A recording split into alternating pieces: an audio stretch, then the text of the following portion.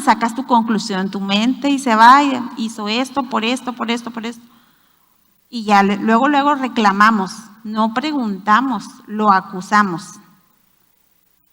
Y así nos pasa desde que estamos pequeñas con nuestros hermanos. Muchas veces asumimos muchas cosas que no son, que a lo mejor tuvo una razón, a lo mejor sí es cierto lo que dices, pero no preguntamos. Ese es uno de los errores más grandes que tenemos y todo esto debe de ser aplicable. Debemos de decir, bueno, ya no voy a ser sarcástica, ¿cómo debo de ser? Si la Biblia me enseña que yo no debo de ser de esa forma, ¿cómo debo de ser entonces? Ahora debes de ser una mujer bondadosa, una mujer paciente, una mujer amable, que pregunta primero antes de acusar. Y ese es, yo creo que si tú le preguntas si haces una encuesta entre los hombres, normalmente te van a decir eso, que uno de los problemas o que se hace un conflicto muy grande es porque las mujeres asumen muchas cosas y porque las mujeres dicen que ellos están haciendo algo que a lo mejor ni es cierto. O sea, no preguntan. Eso lo vemos, y lo digo por experiencia, o sea, todos vamos, las mujeres lo hacemos. Todas. Aquí no hay nadie de que diga, no, yo sí pregunto, yo nunca, no, la verdad, sí debemos de reconocer nuestro pecado. Pero ¿cómo llego a una unidad? Si la Biblia me enseña que yo debo de ser, llegar a una unidad y también debo de crecer espiritualmente. Cuando tenemos un matrimonio, los dos se ayudan a crecer espiritualmente. Cuando estamos hablando de creyentes, obviamente, de personas que los dos, ¿verdad?, conocen del Evangelio. Es muy diferente a cuando no son creyentes, pero ahorita vamos a hablar mucho más del tema cuando los dos son creyentes, porque esto aplica también para los hermanos de la iglesia, cuando estamos aquí. ¿Cómo se llega a eso? A través de un compromiso, a través de la perseverancia, la diligencia y sobre todas las cosas la gracia de Dios. Sin la gracia de Dios no podemos hacer nada, no nos podemos comprometer, no podemos perseverar, no podemos ser diligentes, necesitamos a Dios en este proceso. Así que existen al menos 4 formas bíblicas para alcanzar esa unidad y ese crecimiento espiritual, las cuales glorifican a Dios. Les voy a comentar. El número 1 es la oración fiel por mi matrimonio. Se dice muy fácil, pero cuesta mucho. La verdad, estamos envueltas en tantas cosas y quehaceres y planeamos y muchas veces dejamos al final la oración. Y ese debe de ser una prioridad en nuestra vida, la oración, y en especial por mi matrimonio. Número 2, me comprometo con un plan de acción bíblico. ¿A qué se refiere? Cuando leo la Biblia, cuando conozco las Escrituras, sé qué es lo que tengo que hacer, pero si tú no lees, si yo no leo, yo solamente escucho y soy bombardeada por todos los consejos que veo en las redes sociales, quizás de psicólogos o consejos simplemente humanistas, pues de eso lo voy a tener lleno yo mi mente. Al momento en que yo tenga que hacer algo, pues se me va a venir a mi mente eso en vez de tener lo que la Biblia nos enseña. Y eso es un parteaguas en nuestra vida, o te vas por este camino o por el otro. El error de muchas veces es que escuchamos muchas cosas y cuando tienes que tomar una decisión rápida, lo primero que se nos viene a la mente es quizás lo que escuchamos, lo que leímos en las redes sociales. Hay que tener mucho cuidado para saber diferenciar y saber filtrar todo. Ya vimos ese tema de filtrar todo lo que leemos y compararlo con la Escritura. ¿Se oye muy bonito? Sí, se oye fantástico y que va a funcionar al 100, pero nosotras somos creyentes y nosotras tenemos ese libro que nos enseña cómo espera Dios que seamos para glorificarlo a Él, que a fin de cuentas ese es nuestro propósito. Número 3, tomo responsabilidades por mis fallas y me arrepiento. Eso. Dices, pues sí lo hago. El problema es que muchas veces no vemos nuestras fallas. El problema es que no sabemos de qué me voy a arrepentir si según yo voy bien en mi matrimonio, yo voy bien en mi casa, yo hago las cosas bien. Y muchas veces no lo vemos. ¿Pero por qué no vemos nuestro pecado? ¿Por qué es tan difícil para nosotras? ¿Acaso le preguntas a tu esposo, oye, ¿crees que debería de mejorar en algo? ¿Te has tomado ese tiempo para preguntarle a tu esposo si hay algo en lo que estemos fallando? La verdad es que ni nos pasa por la mente porque asumimos que vamos bien. Mientras él no me diga nada, todo va bien. Y si me dice, pues ya le digo y a ver cómo nos arreglamos. O le digo, pues tú también tienes que hacer esto y esto y esto. Estás mal. ¿Es normal eso? Es totalmente normal y cotidiano. Y en el número 4, me someto y participo en el proceso de santificación mutua.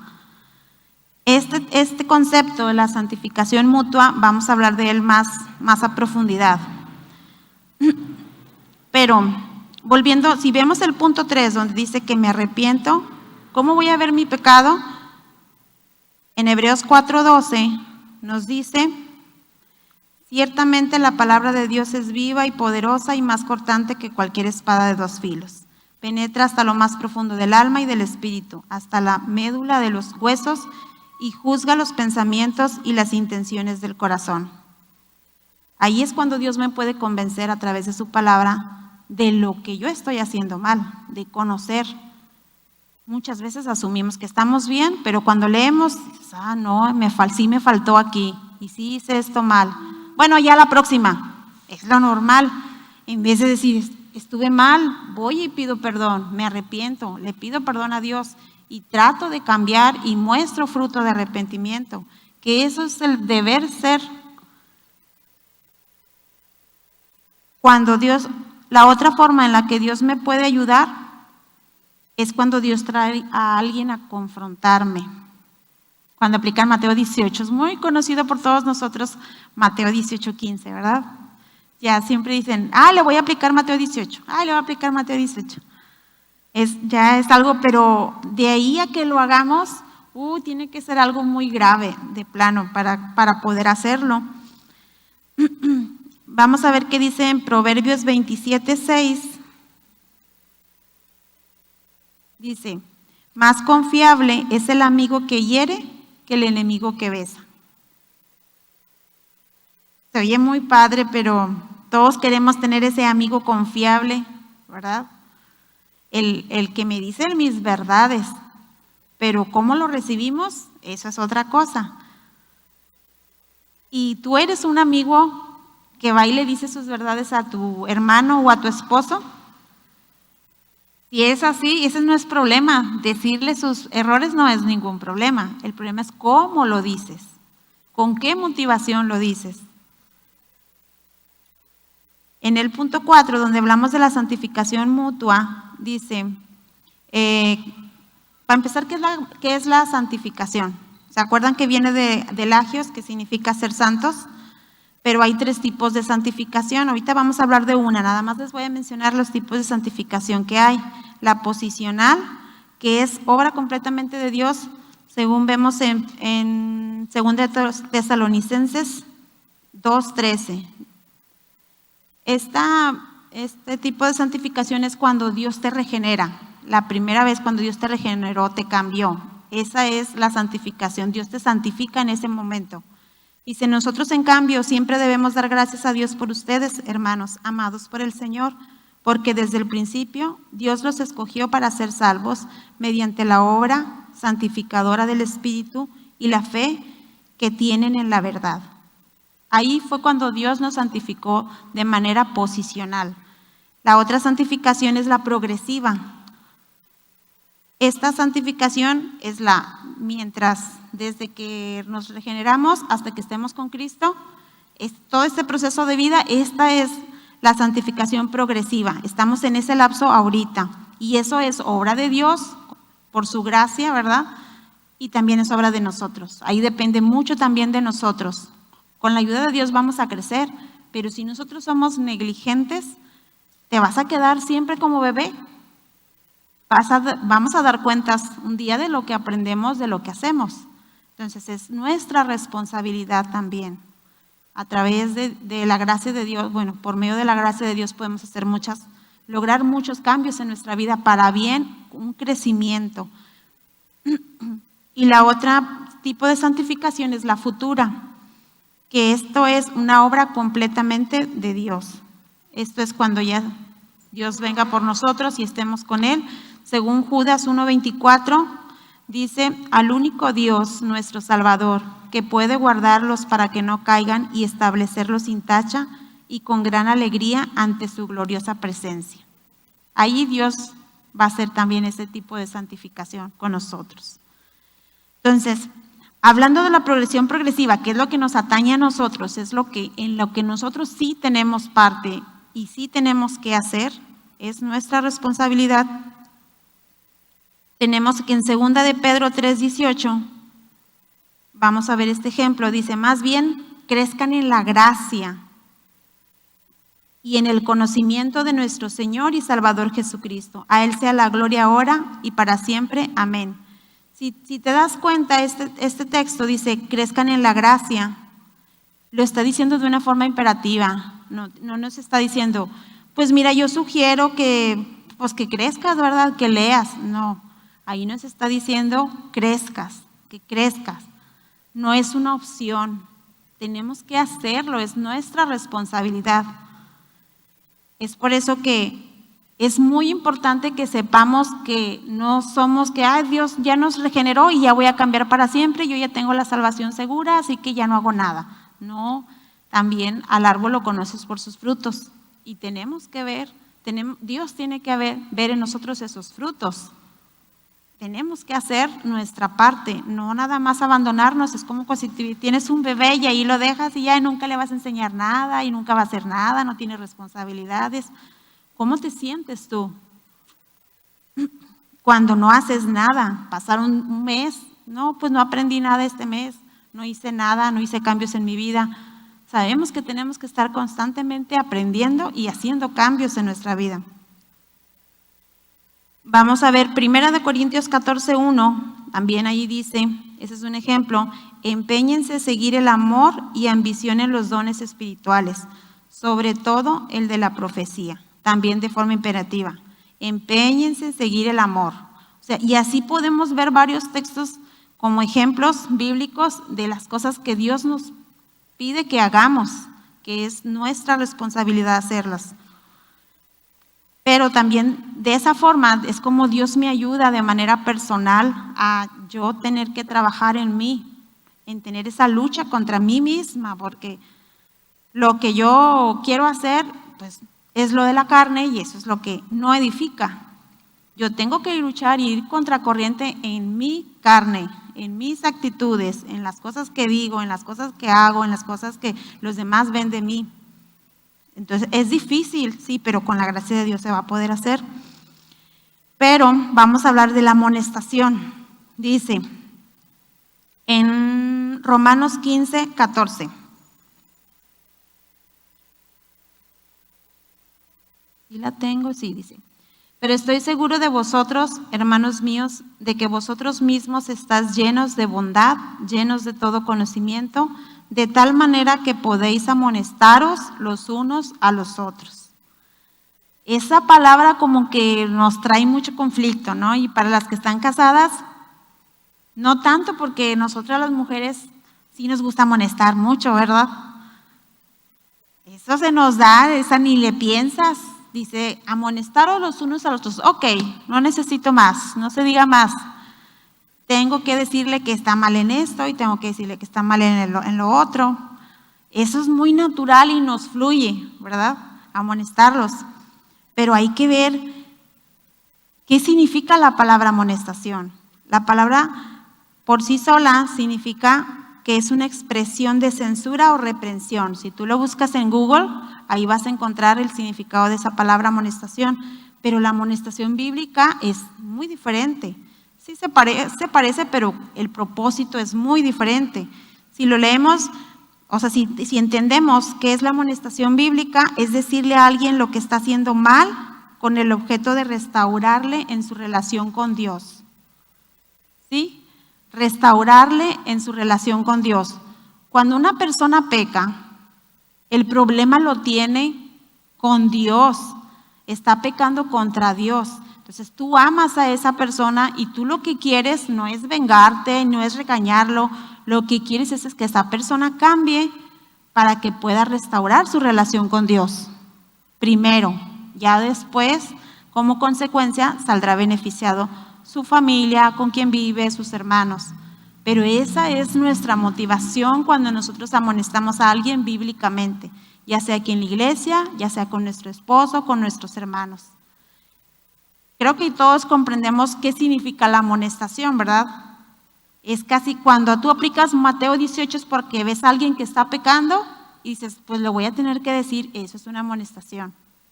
Voy a tener que hablar con esa persona y decirle que creo que está pecando en esto, pero con el objetivo de restaurar su relación con Dios. Grábense ese tipo de cosas, porque a lo mejor al rato los vemos. Eso es muy importante que estemos bien conscientes siempre, porque cuando nosotros decimos una amonestación a nuestro esposo o con quien vivimos, lo haces porque quieres que tenga una relación con Dios o porque te molesta, o porque pecó contra ti, o porque no me gustó cómo me habló, no me gustó cómo me lo pidió. ¿Lo hacemos de esa forma? Normalmente sí, lo hacemos con una venganza, como, ay, ¿por qué yo no me voy a dejar que me esté diciendo de esa forma o que me esté hablando de esa forma? Nunca piensas, es que es para restaurar su relación con, no lo pensamos, la verdad.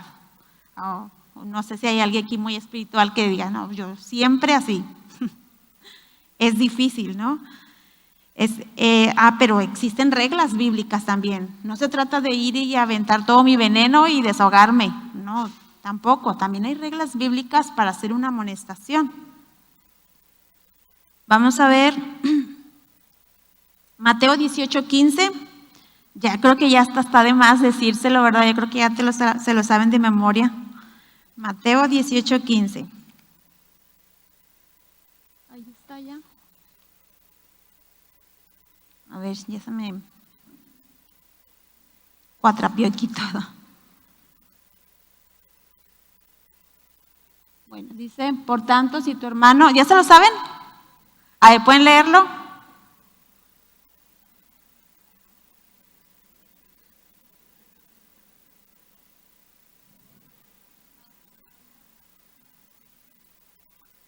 Espero que ya se hayan despertado. Y Gálatas 6:1.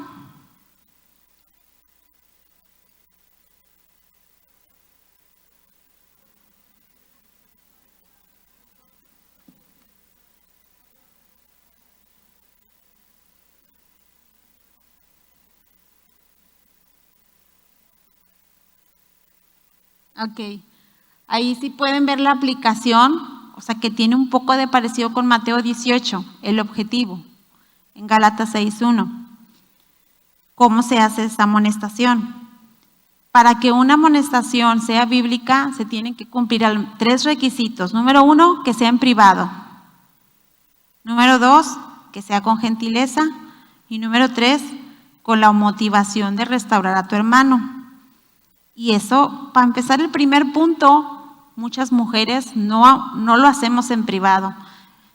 Digo, yo creo que a lo mejor a ti te han amonestado y también no te ha gustado que te digan las cosas o que te regañen delante de alguien, ¿verdad? Te da pena. Y dices, ay, ¿por qué me tuviste que decir delante? Simplemente los hijos, cuando los regañas delante de sus amigos, a veces es necesario, lo sé, pero ya cuando están más grandecitos, ya les da vergüenza que tú les digas a ellos algo delante de alguien. Tienes que buscar el momento, tienes que ser sabia para, a ver, ven, necesito hablar contigo de este tema, lo que fue lo que hiciste.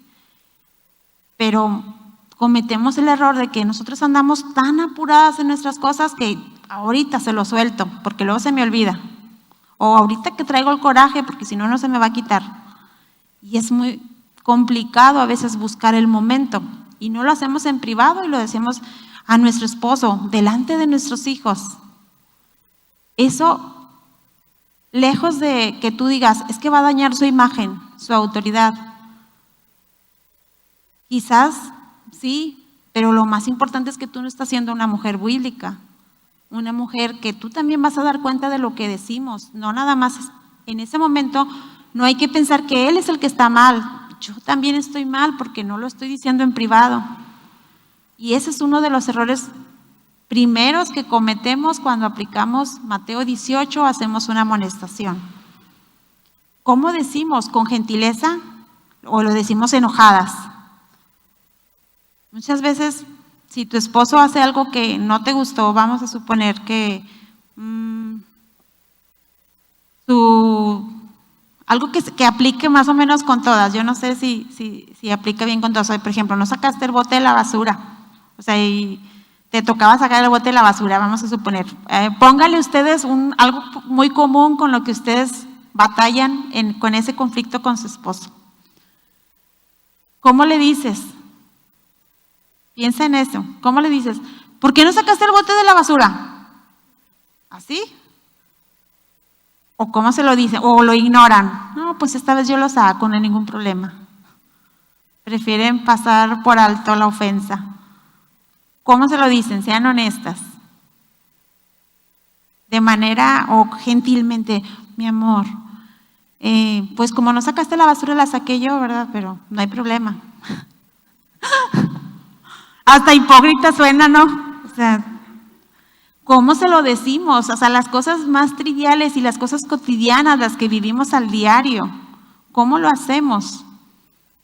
¿Lo hacemos con gentileza? Evalúate tú misma y ahí ponte una calificación del 1 al 10. Aquí lo importante sería traerlos a ellos y que ellos nos digan, porque es otra cosa. A veces pensamos que estamos bien, pero cuando le preguntas, ¿tú cómo ves? No, siempre me andas diciendo y siempre me andas acusando. Eso es, creo que todas nos pasa, ¿no? Todas batallamos con esas áreas. Con la motivación de restaurar a tu hermano, bueno, ese tema ya lo vimos. Ahora vamos a ver dos casos. Cuando existe una amonestación, tenemos que hablar sobre cuando me amonestan y cuando yo amonesto. ¿Qué les resultará más fácil? ¿Amonestar a alguien o ser amonestadas? ¿Qué será más fácil? Bueno, depende, dicen. Cuando estoy en mi casa, pues amonestar es muy fácil, ¿verdad? Eso se nos da. No necesito nada. Pero cuando estoy en la iglesia es muy difícil amonestar a alguien, ¿a poco no? Pasan muchas cosas por tu mente antes de amonestar a alguien, antes de decirle algo que crees tú que está haciendo algo mal y le piensas y pues, ¿cómo le voy a decir? Bueno, vamos a hablar cuando me amonestan. La forma en que respondo ante la amonestación habla mucho de quién soy yo. Dice, me va a decir si soy una mujer cristiana que crece y madura o que soy una cristiana inmadura. Por lo tanto, hay formas de saber si recibí de una forma pecaminosa una amonestación.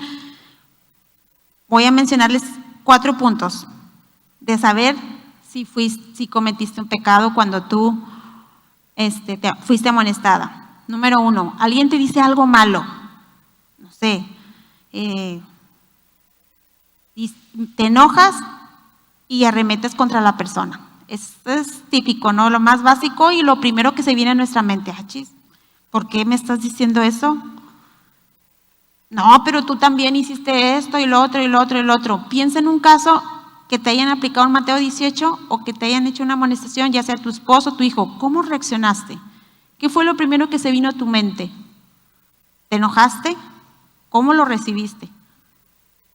Casi la ves de arriba abajo, como diciendo, como si tú estuvieras muy bien, ¿verdad? Número 2, me siento herida, resentida y rehúso perdonar. Efesios 4 del 31 al 32. Vamos a leer este texto.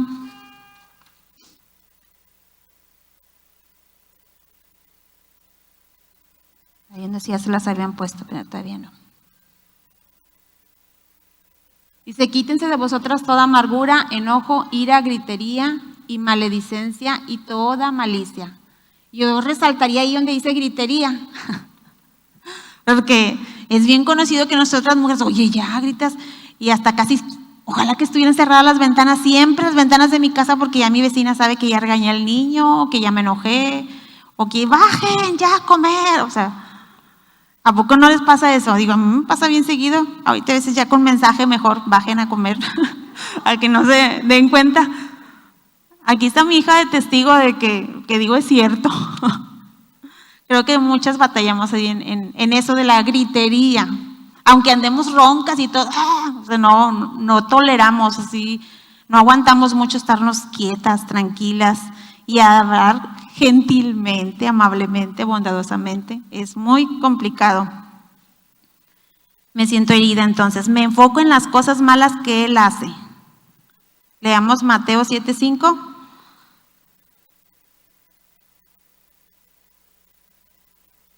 Dice: hipócrita, saca primero la viga de tu propio ojo y entonces verás bien para sacar la paja del ojo de tu hermano. O sea, nos dicen algo y es lo que les comentaba, dice: sí, pero tú también haces esto, tú también cometiste ese mismo error. ¿No te acuerdas que la vez pasada tú también hiciste esto? Me lo dices como si no hicieras nada malo. O sea, en vez de pensar en lo que nos está diciendo, luego contra él, nos vamos contra la persona, ya sea mi hermano, ya sea mi esposo. Número 4, siento una herida personal muy intensa. Si respondo de alguna de estas formas es porque tengo orgullo y este orgullo causa contienda. O sea, si reacciono así mal, soy una mujer muy orgullosa. Eso es lo que puedes ver ahí, que no, ¿por qué me vas a decir algo malo? Yo casi soy perfecta. En Proverbios 13:10, veamos lo que dice ese texto. Proverbios 13:10. Dice: ciertamente la soberbia concebirá contienda, mas con los avisados está la sabiduría. La soberbia concebirá contienda. ¿Eres una mujer orgullosa? Va a haber pleito seguro, es lo que te está diciendo aquí. Hay que ver, analizarnos. Ahora, cuando me amonestan, es lo que estábamos viendo, dice: debo responder también cuando me amonestan, ¿cómo debo de ser? Vamos a suponer ahora ya llegó tu esposo, tu hermano y te dice algo que estás haciendo mal. ¿Cómo debo de ser? Número 1, tiempo para pensar, reflexionar. Según Proverbios 15:28, dice: el corazón del justo piensa para responder, mas la boca de los impíos derrama malas cosas. Ahí es cuando muchas veces en el lenguaje que tenemos dices, tienes que tener un filtro ahí, o sea, no digas todo lo que piensas. Sí te dan ganas de responder, pero tenemos que pensar y ver qué palabras voy a decir y por qué me está diciendo eso. Ahora, si ya sabemos nosotras que es para edificar al hermano, tenemos que verlo desde ahorita con esos ojos, de que lo está haciendo por mi bien. Entonces, ¿cómo voy a reaccionar mal si lo está diciendo para que yo crezca espiritualmente? Entonces, primero piensa, antes de hablar, piensa. ¿Qué es lo que escucha? ¿Qué es lo que está diciendo? ¿Qué es lo que estoy haciendo? Número 2, escudriñas las escrituras con el fin de ver el pecado. El texto es Efesios 4:22, pero por cuestiones de tiempo ya no me voy a meter tanto en los textos. Pero si alguien quiere esta información, yo la tengo en PDF y yo se las puedo pasar para que analicen ya detalladamente cada texto. Número 3, pido a mi hermano o a mi esposo que me dé unos ejemplos específicos de cómo debí de responder. Es bien difícil decirlo ahí, pero bueno, ok, respondí mal. Vamos a suponer que ya te dije algo. ¿Cómo crees tú que pude haber dicho algo que me ayudara? Porque sí tengo mucho coraje, sí, o sea, siento que me estoy quemando por dentro y no es justo. ¿Cómo debí hacerlo? Quizás estamos para ayudarnos mutuamente en el matrimonio. Él te quiere ayudar a ser mejor persona, pregúntale cómo debes de responder. Desde su punto de vista, ¿cuál es el pecado que hay en tus palabras? Número 4, confiesas tu pecado, según 1 de Juan 1:9. Lo confiesas. 5, muestras fruto de arrepentimiento. Y 6, no me justifico ni me defiendo. Ahí en Miqueas 7:9 es un texto que a mí me gusta mucho. Si lo pueden poner, dice: la ira de Jehová soportaré porque pequé contra él, hasta que juzgue mi causa y haga mi justicia. Él me sacará a la luz, veré su justicia. Cuando hacemos algo mal, decimos, bueno, ya, Dios está enojado conmigo porque si pequé contra Él, ni modo. O sea, ¿te aguantas? Normalmente, para empezar, ni siquiera lo vemos y estamos enojadas. Todavía nos ponemos en el papel de que nos enojamos. Todavía. Es como cuando tienes un niño chiquito y le dices, oye, estás haciendo mal, y se enoja, pero pues tienes que corregirlo, ¿verdad? Tienes que decirle, estás mal en esto. En Miqueas 7:9 es algo que quisiera que también ustedes tuvieran mucho en su mente. Miqueas 7:9. Así que cuando mi esposo o mi hermano me dice algo, que yo estoy haciendo algo mal, si soy una mujer bíblica, debo de agradecerle por las cosas que me dice. ¿Sabes qué? Gracias por decirme que estoy pecando y que no estoy edificando y mucho menos glorificando a Dios, porque me lo está diciendo con la intención de que yo cambie, con la intención de que yo crezca, que a fin de cuentas ese es uno de los propósitos de nuestro matrimonio, que los dos crezcamos juntos. Es por eso que debemos de agradecerlo. Y muchas veces los esposos no dicen nada para no tener conflicto. Yo no sé cómo sean sus esposos, pero en muchas ocasiones ha pasado eso, no dicen nada. ¿Sabes qué? Ay, no, mira, se va a enojar y va a empezar, mejor me lo ahorro, y no quieren decir. Pero luego eso se va acumulando hasta que explotan. Si no, es que ella nunca hizo esto, nunca cambió. Oye, tampoco nunca le dijiste, tampoco hiciste tu papel de que fueran edificados, de hacerla crecer espiritualmente. Entonces, debemos agradecerle a nuestro esposo que nos diga nuestros errores en vez de amargarse, porque llega una amargura a ellos también en que ya, o sea, está mal, no hay, o sea, empezó algo bien pequeño y ya es algo inmenso, ya no se puede arreglar, ya no tiene solución. Entonces, esas pequeñas cositas debemos de cuidarlas y decir, dime si ves que estoy haciendo algo mal, por favor, dime. Me va a servir a mí y te va a ayudar a ti también. No vas a estar amargado, tolerando nada más mi pecado. Es por eso que debemos de hacerlo. Pero cuando amonesto, hay directrices también para amonestar al esposo, ¿verdad? O al hermano. Número 1, escojo el tiempo apropiado. Número 2, escojo las palabras. Es muy importante esto de escoger el tiempo y las palabras. No decirlo cuando vamos manejando, no decirlo cuando está cansado, no decirle cuando regresó al trabajo. Tienes que ser sabia para saber escoger el momento, para decirle que está haciendo algo mal. No es nada más, en este momento ya no saco la basura, ¿por qué no sacaste la basura? No, espérate, checa primero.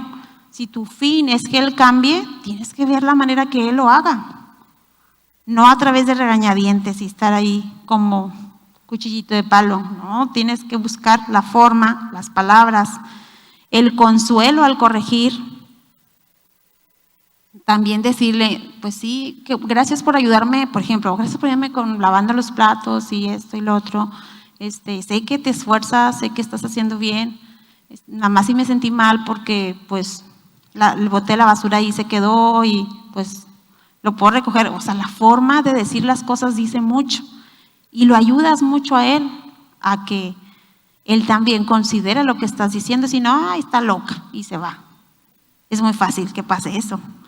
Entonces, consuélalo al corregir, no es a fuerzas, consolarlo no es a fuerzas, pero ayuda. Y tampoco sean manipuladoras. No es así como que, ay, papito chulo, hermoso, mi amor, ¿me puedes sacar la basura? Eso no, también, es pecaminoso, eso está mal. Ya andamos como la Chilindrina cuando le pide dinero a don Ramón. Eso está mal. Así que no es a fuerzas. Soy específica en cuanto al pecado y ofrezco una solución bíblica. Eso también es muy importante.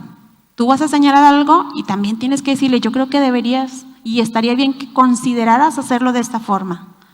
Quizás si lo haces de esta forma sale mejor. Quizás si en la mañana te levantas, no sé, o antes de irte, si quieres yo te ayudo y te recuerdo que hay que sacar la basura. O sea, busca la manera en que lo puedas ayudar a hacer un cambio. Y eso igual para nosotras, ¿verdad? De allá para acá y de aquí para allá. Comunico en espíritu de amor incondicional. Siempre tienes que hacerle saber que no importa cómo se equivoque, tú lo amas como quiera. Tú estás ahí con él y vas a seguir con él. Los errores los vamos a cometer todos. Eso es también muy importante. Así que pues no es nada placentero, es humillante también ver que otras personas te digan, algo que estás mal y que, ay, es que ya veo que yo me equivoco mucho, no soy perfecta, soy menos que perfecta. Eso sí causa pues un dolor a veces cuando no tenemos mucha práctica y mucha madurez en cómo recibir una amonestación. Pero hay que recordar Hebreos 12:11, donde dice: es verdad que ninguna disciplina al presente parece ser causa de gozo, sino de tristeza, pero después da fruto apacible de justicia a los que en ella han sido ejercitados. Si amo al Señor Jesucristo, yo me voy a someter a esa santificación mutua. ¿Tú amas a Dios? Hay que hacer eso, la santificación mutua. Recordemos también cuál es el propósito del matrimonio. ¿Se acuerdan? Ayudarse mutuamente a ser más como Cristo para glorificarle a Él. Ese es un propósito muy importante, crecer juntos a la estatura de Cristo. Y ya para cerrar el tema, el texto que les decía al principio y el tema de lo que estamos aprendiendo es: hierro con hierro se afila. Después de lo que hemos visto y hemos aprendido, ¿cómo podrías aplicar ese texto? ¿Crees que sí tenga que ver? Muchas veces cuando tenemos roces con los hermanos o con los esposos, eso es lo que nos ayuda y nos edifica a ir a un crecimiento. Y yo siempre he pensado que, por ejemplo, cuando tienes un niño, pues el niño es tu todo, ¿verdad? Y él es casi el rey de la casa. No debiera ser así, pero no sabe compartir, ¿verdad? O sea, o no le ha tocado compartir, no le ha tocado pelear. Y ya cuando viene el segundo hermanito, ahora sí empiezan, aunque quizás ven a un bebé y como quiera pelean con el bebé, o sea, el hermano mayor pelea con el bebé. ¿A poco no es cierto? Dices, pero ¿por qué mi hijo mayor no lo ve como yo veo a mi bebé? ¿No lo ven así? Y empiezan a pelear y a pelear y a pelear. Y por eso cuando uno de los se separan, ay, ahora no tuvo con quién pelear. Ya no dices, ahora no tuvo con quién convivir. Ahora ya no tuvo con quién pelear, porque lo más común es verlos peleando constantemente, pero se enseñan. Y entonces los dos aprenden. Cuando tienes dos, aprendes a que, ay, ¿por qué ahora tú vas a dormir aquí? Yo me quiero dormir acá, y el abanico que me dé el aire a mí. O sea, todos esos roces que tenemos desde que somos chiquitos son importantes, nos ayudan. Y por eso aquí en el texto que dice: hierro con hierro se afila, con el objetivo. Tiene un objetivo, ¿no? Todos esos roces. Muchas veces hay mujeres que viven solas o hombres que viven solos y que tienen un carácter un poco complicado, pero la verdad es que quizás no han tenido ese tipo de roces como nosotras, que tenemos familia y que con todos, ¿verdad? Roces con todos, pero para esas mujeres está la iglesia. Y no es necesario, quizás no es tan necesario para ellas ir a pelearse con gente que no es creyente. Simplemente métete a un área de servicio aquí en la iglesia y vas a tener roces con alguien. Aquí es donde nos edificamos los unos a los otros, tenemos roces y podemos amonestar, y debemos estar dispuestas a que nos amonesten, a que nosotros también cometemos errores. Si me ayudan a que yo pueda crecer, hay que agradecerlo. ¿Sí? Entonces hay que tener esa actitud para amonestar sin miedo.